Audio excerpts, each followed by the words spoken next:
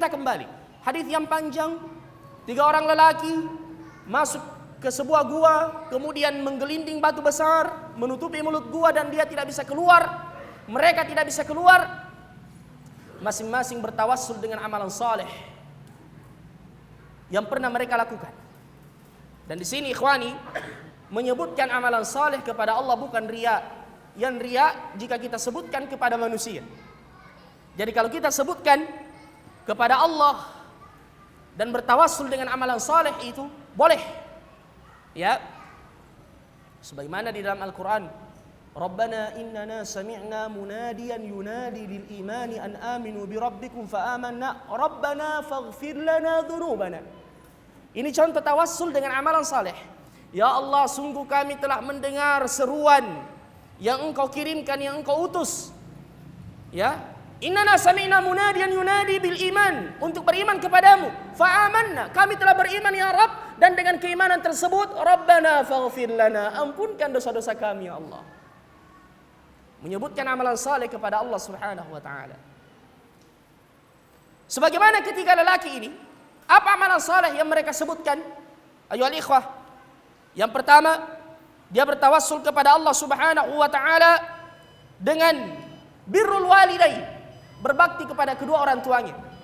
Kerjanya adalah seorang yang mengumpulkan kayu bakar dan dia mengambil susu di hutan buat ibu dan bapaknya. Setiap hari kebiasaannya seperti itu. Di suatu malam dia terlambat, kedua orang tuanya telah tertidur, dan kebiasaannya dia tidak memberikan susu itu kepada yang lain sebelum dia memberikan minum kepada keduanya. Sampai-sampai istri dan anak-anaknya pada malam itu, anak-anaknya sampai menangis, namun dia menahan mereka diberikan yang lain. Dia tidak memberikan yang spesial ini untuk kedua orang tuanya karena baktinya kepada kedua orang tuanya. Dia kemudian mengatakan, ya Allah, kalau saya kerjakan ini ikhlas karenamu, keluarkan kami dari sini.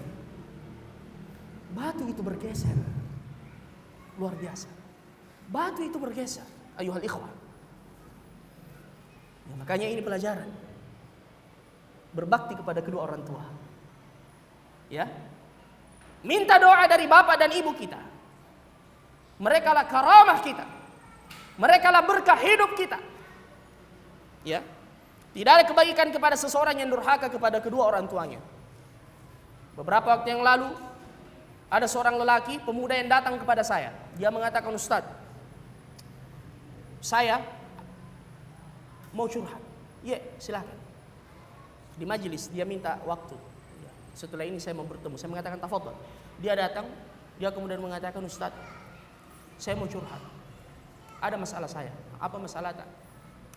Saya ini Ustaz, saya sangat benci kepada ibu saya. Baru dia mengucapkan perkataan itu, saya langsung katakan, sudah berhenti. Antum tidak usah ceritakan masalah antum kepada saya. Ini sebab masalah itu, karena antum benci kepada ibu antum. Ustaz, tidak usah ceritakan apa masalahnya. Sekarang, apapun alasannya, minta maaf. Telepon ibu antum, minta maaf. Tapi Ustaz, jangan tapi-tapian. Minta keridhaan darinya. Ya. Dia sampai menangis, dia mengatakan, betul? Iya, betul. Ini sebab masalah yang bertubi-tubi menghimpit antum. Ya, jangan kita mengatakan orang tua saya yang salah. Memang benar mereka manusia biasa. Tapi ingat, sampai ketika mereka bersalah pada kita, kewajiban kita tetap berbakti kepada mereka. Sampai-sampai Allah Subhanahu wa taala berfirman, "Wala tanharhuma", jangan kalian menghardik keduanya. "Wa qul lahuma qawlan karima, wakhfid lahuma janaha adh-dhulli minar rahmah." Kata para ulama, jangan engkau menghardik keduanya, andaikan keduanya membuat kalian marah, jangan kalian memandang dengan pandangan yang tajam. Ini termasuk durhaka pada orang tua. Seakan ada masalah. Ya. Dan kita yakin kita berada pada pihak yang benar. Orang tua kita berada pada pihak yang salah. Kemudian ada kemarahan dari dalam hati dan mata kita memandang tajam kepada mereka. Ini bentuk kedurhakaan. Hati-hati. Oleh karenanya, siapapun yang ada masalah dengan orang tuanya, apapun, minta keridhaan mereka. Terutama ibu, jangan menyakiti hati ibu. Ya. Ketika ada seorang lelaki yang datang kepada Nabi dari Yaman, dia mengatakan, "Ya Rasulullah, saya mau berjihad bersama Anda." Nabi bertanya, "Orang tua masih hidup?" Dia mengatakan, "Benar ya Rasulullah, dan saya tinggalkan keduanya dalam keadaan menangis." Apa kata Nabi? "Kembali, buat keduanya tertawa sebagaimana engkau telah membuatnya menangis." Yang kedua, ayyuhal ikhwah, lelaki ini bertawassul, dia mengatakan ya Rabb, ya, dia bertawassul ya Rabb, saya mencintai seorang wanita, masih keluarganya, sepupunya. Dia sangat ingin berbuat fahisyah, ya, berbuat keji dengannya. Namun wanita ini tidak mau. Suatu hari wanita ini berada dalam kesulitan, dia datang kepadanya minta bantuan. Namun lelaki ini mengatakan, saya tidak kasih bantuan itu kepadamu kecuali engkau memberikan kesempatan kepadaku untuk berbuat ini kepadamu. Antum faham maksudnya. Akhirnya wanita ini terdesak, dia mengatakan, baiklah. Dia terdesak. Namun ketika dia sudah hendak melakukan perbuatan itu, wanita ini kemudian mengatakan, ittaqillah wa la tafuddal khatam illa bihaqqi. Wahai Abdullah, takutlah pada Allah dan jangan engkau menggunakan cincin, ya, atau menghancurkan kehormatan sesuatu kecuali dengan haknya. Akhirnya lelaki ini kemudian takut pada Allah. Dia kemudian bangkit dan memberikan pemberian itu, dan dia tidak memintanya, dia memberikannya ikhlas karena Allah. Dia mengatakan, ya Rabb, jika ini adalah amalan saleh yang ikhlas karenamu, maka selamatkan kami dari masalah ini. Akhirnya batu itu bergeser. Subhanallah. Namun ketiganya belum bisa keluar. Baru yang ketiga kemudian bertawassul juga dan mengatakan, ya Rabb, saya memiliki banyak pegawai yang bekerja pada saya. Setiap gajian saya berikan kepada mereka upahnya.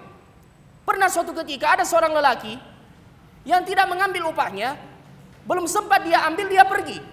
Dan upahnya itu saya simpan ya Allah. Kemudian saya, ya, kembangkan. Saya jadikan modal. Kemudian setelah itu saya belikan ternak, Masya Allah, beranak pinak, berkembang biak. Dan ternaknya itu, ayyuhal ikhwah, ya,